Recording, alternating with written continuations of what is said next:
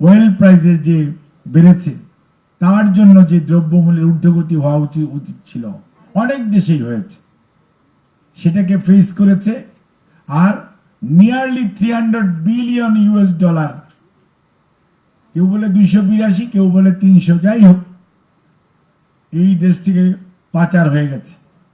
তারপরেও একটা দুর্দশাগ্রস্ত একটা অর্থনৈতিককে সামনে নিয়ে মাননীয় প্রধানমন্ত্রীর নেতৃত্বে আলহামদুলিল্লাহ এখন পর্যন্ত বাংলাদেশ মুদ্রাস্ফীতি বলেন গ্রাজুয়ালি কমছে, আস্তে আস্তে স্টেবিলিটি আসছে, এবং সরকার তার যে ওয়াদা প্রত্যেকটা বাস্তবায়ন করার চেষ্টা করছে। কাজেই এখানে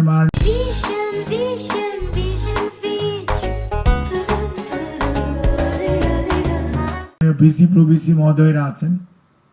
আমি শুধু এটুকুই বলতে চাই, কুদ্দুস ভাই যখন এখানে চাকরি নিল, হাদি স্যারের সাথে তখন কথা হচ্ছিল, হাদি স্যারকে আমি একটা জিনিসই বলেছিলাম যে স্যার, ওনাকে এমন এক জায়গায় দেওয়া উচিত যেখানে আপনার সৎ লোক দরকার, যেখানে পিলফারেজ প্রিভেন্ট করা যাবে, এবং স্যার জায়গা মতোই দিয়েছিলেন।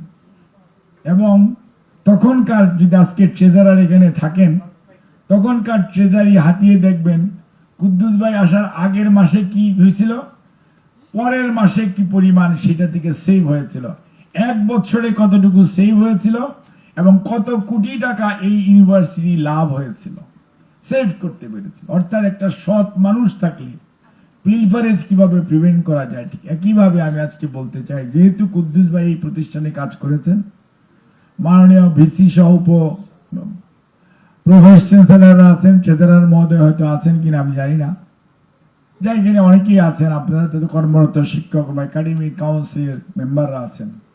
This is the premier institute of the country. সারা দেশের মানুষ রুগী রেফার করে, যখন কোথাও কোনো রুগী ভালো হয় না, তখন যাও পিজি হাসপাতাল বা মেডিকেল বিশ্ববিদ্যালয়, মানুষ কিন্তু অনেক আশা নিয়ে আসে। কাজেই আমরা চাই যে আপনাদের স্পেশালাইজড এবং বিশ্ববিদ্যালয় দুটোকে আপনারা এমন একটি প্রতিষ্ঠানে দাঁড় করান যাতে আমাদের বলতে না হয় এবার কেয়ারে বা ইউনাইটেডে রুগীটা পাঠায় দাও, আমাদের বলতে যাতে হয়, আমরা যাতে প্রাউড ফিল করি, please send your patient to the medical university. এই অবস্থাটি যদি হয়, তাহলে মাননীয় ভাইস চ্যান্সেলর, আপনি এটার, আমি জানি অন্যরা অনেকেই জানে না, আপনি এটার বিসি হইতে চান নাই।